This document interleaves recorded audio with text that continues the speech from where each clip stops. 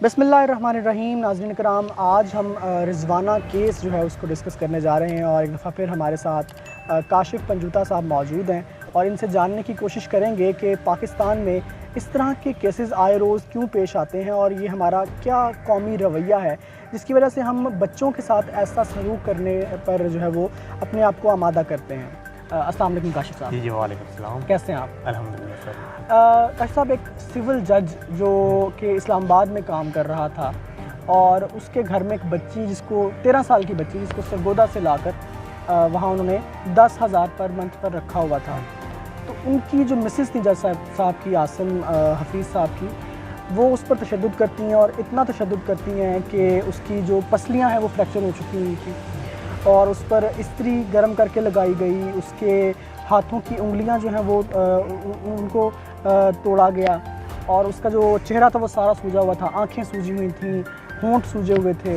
जगह जगह पर अगर आज भी सोशल मीडिया पर आप उनकी तस्वीरें देखें रिज़वाना की तो आपको नज़र आएगा कि जगह जगह पर तशद्दुद के निशानात हैं।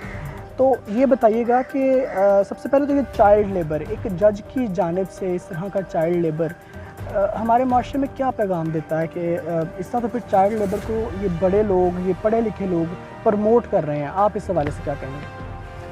सर, ये जो चाइल्ड लेबर है या जो बच्चों पे तशद्दुद है, ये हमारा जो कलेक्टिव जो सोसाइटल बिहेवियर है उसको ये एक्सप्लेन करता है कि हमारा माशरती रवैया क्या है। जो तरक्की याफ्ता जो माशरे होते हैं उनमें ये नहीं होता सर।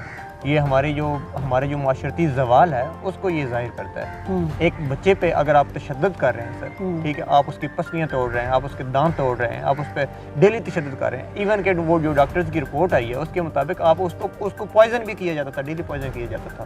तो इसका क्या मतलब है?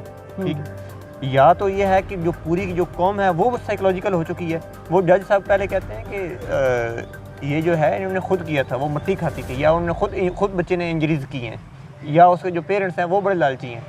फिर वो एडमिट करते हैं कि जी उनकी जो वाइफ है उनको साइकोलॉजिकल इश्यूज़ हैं। भाई, अगर आपकी वाइफ को साइकोलॉजिकल इशू थे तो वो अपने बच्चे पे उन्होंने कितना तशद्दुद किया है। वो मेडी मिली थी, वो जो बेचारा गरीब का बच्चा है उसी को हर तरफ आपने तशद्दुद करना है। और ये सिर्फ ये बच्चों पे जो पाकिस्तान में जो गरीब का बच्चा है उससे तो आगे जो जाने की अपॉर्चुनिटीज़ है वो तो बड़ी महदूद कर दी गई हैं। गरीब के बच्चे की किस्मत, गरीब की किस्मत में मजदूरी है और गरीब के जो बच्चा है उसकी किस्मत में सिर्फ मजदूरी नहीं है सर। एक तो ये अंडरपेड है, वो 10,000 पर मंथ पे वो काम और 24 घंटे ड्यूटी है, 24 आवर्स है सर। ठीक है, एक जो मजदूर है उसके भी सर 30,000 रुपीज़ पर मंथ पे है और वो 8 घंटे की ड्यूटी पे, और 24 घंटे की ड्यूटी पे आप 10,000 दे रहे हैं और पे नहीं, सिर्फ आप 10,000 पे नहीं दे रहे, साथ में उसको तशद्दुद का निशाना भी बना रहे हैं सर। ये तो मतलब जो सिविक सोसाइटीज़ होती हैं उनमें सर ये प्रैक्टिस नहीं होती। सिविक सोसाइटीज़ की आपने बात की, क्या हम माशरती तौर पर एक साइकोपैथ बन चुके हैं? पूरी कौम जो है, अब एक सड़क पर दो लोग जा रहे होते हैं, एक शख्स दूसरे को रास्ता देने के लिए तैयार नहीं है, हम एक दूसरे के लिए कुछ राहें हमवार करने को तैयार नहीं हैं, बच्चों पर तशद्दुद हो रहा है, रेप केसेस बढ़ रहे हैं। हम क्या साइकोपैथ हो गए हैं? अगर हो गए हैं तो इसकी वजह क्या है? क्या हुकूमत और ख़राब मुआशी हालात इसकी वजह हो सकते हैं? सर, इस चीज़ का मेरे ख्याल में मुआशी हालात से कोई तल्लुक़ नहीं सर। ये जो आप साइकोपैथ की बात करें, ये साइकोपैथ नहीं, एक्चुअली ये माइंडसेट की बात है सर। जो पावर स्ट्रक्चर है ना, पावर स्ट्रक्चर वो इन चीज़ों में बड़ा मैटर कर रहा होता है। अब आपके ज़हन में भी एक बात है, पाकिस्तान में एक जो छोटा बच्चा है उससे लेकर एक वज़ीर आज़म तक, ये बात है कि जो पावरफुल होगा लॉ जो है वो उसका है। जो लॉलेस सोसाइटीज़ होती हैं उनमें यही होता है कि जो पावरफुल होता है वो जो कम पावरफुल होता है उसको एक्सप्लॉइट करता है। ठीक है, चाहे आप एक स्पाई से, पुलिस के स्पाई से लेकर, ठीक है, आर्मी चीफ तक देख लें, वज़ीर आज़म से लेकर एक वज़ीर तक, और एक जो छोटा अफसर है उससे तक देख लें, जो भी ज़्यादा ताकतवर होगा वो कम ताकतवर को एक्सप्लॉइट करेगा, ठीक, उसे दबाएगा। क्यों दबाएगा? क्योंकि उसे पता होगा कि जो लॉ है वो हमेशा जब पावरफुल के साथ होगा, जब लॉलेस सोसाइटी होगी तो ऐसे ही होगा सर। इसमें साइकोपैथी की बात नहीं, इसमें माइंडसेट की बात है। ये माइंडसेट कौन चेंज करेगा?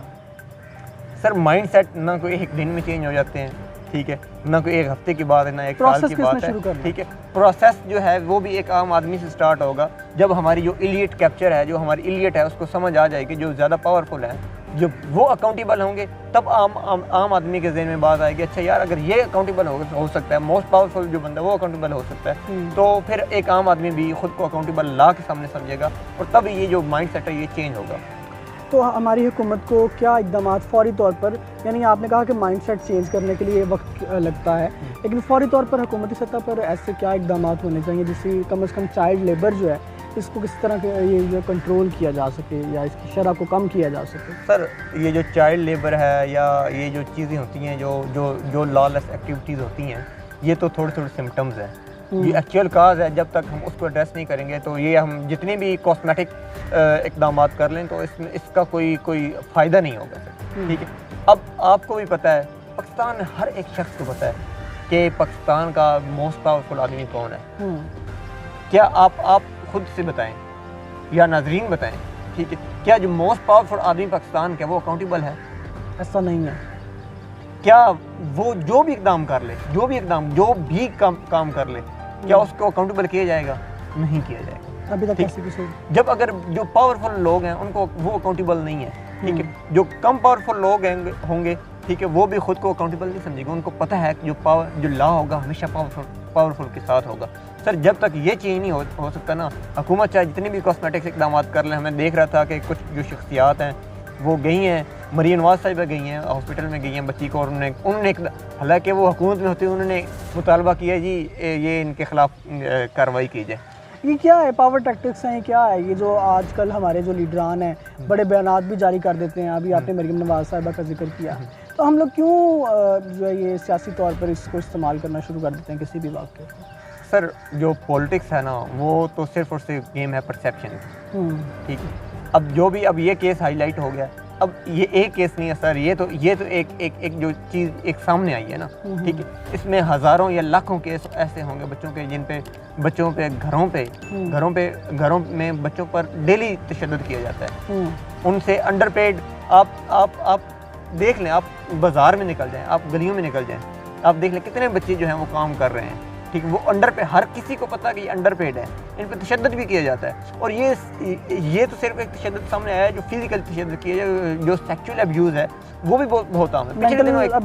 Mental abuse, sexual abuse sir, और उसके अलावा जो गरीब का बच्चा है उसको जो एजुकेशन से महरूम रखा जा रहा है, उसके बाद इनको जो खुराक पूरी नहीं दी जाएगी। सर आपके जो 40 to 50% जो बच्चे हैं वो उनकी ग्रोथ स्टंटेड है, मेंटल ग्रोथ स्टंटेड है, तो उन्होंने क्या आगे करना है? क्या उन्होंने मुल्क का मुस्तकबिल संवारना, या क्या मुल्क का मुस्तकबिल होगा जब आप गरीब के बच्चे को आप आगे जाने की अपॉर्चुनिटी ही नहीं देंगे? जब सर आप सोच लें अगर 50% जो बच्चे हैं वो है ही मेंटली जो स्टंटेड हैं, उनकी ग्रोथ ही नहीं हो रही, तो उन्होंने क्या पढ़ना है, क्या उन्होंने एजुकेशन हासिल करनी है? और उसके बाद हमारे जो 20 मिलियन जो बच्चे हैं वो तो हैं ही आउट ऑफ स्कूल।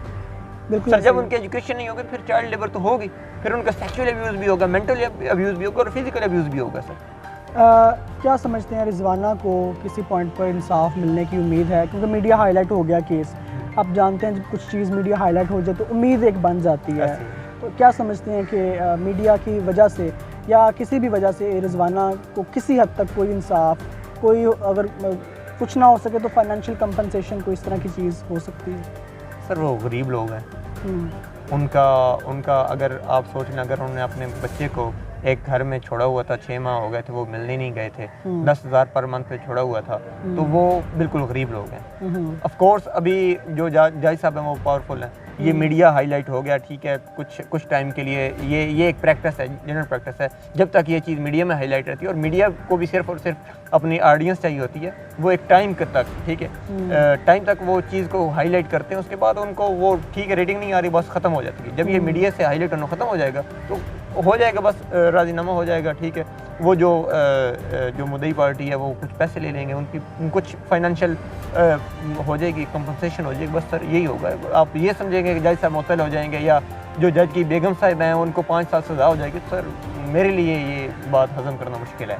चलें, बहुत अच्छी आपने गुफ्तगू की। मेरा ख्याल है कि हमने काफ़ी हद तक बहुत सी चीज़ें समअप की हैं, और बुनियादी तौर पर मैंने काशिफ साहब की गुफ्तगू से एक मायूसी का पहलू मुझे उसमें नज़र आया है, और वो इसी वजह से है क्योंकि हम या हमारी रूलिंग एलीट जो है, या जो हमारी एलीट है, वो ये समझने के लिए तैयार नहीं है कि जीना जो है वो सबका हक़ है और सबको वो हक़ जो है वो देना चाहिए। मैं उम्मीद करता हूँ कि ये आवाज़ और इस आवाज़ की गूंज जो आज हमारी आवाज़ है कि सबको जीना चाहिए और जीने का हक देना चाहिए, ये गूंज आहिस्ता आहिस्ता बढ़ेगी और एक वक्त ऐसा आएगा जब पाकिस्तान में सब लोग जीना शुरू कर देंगे। पाकिस्तान जिंदाबाद।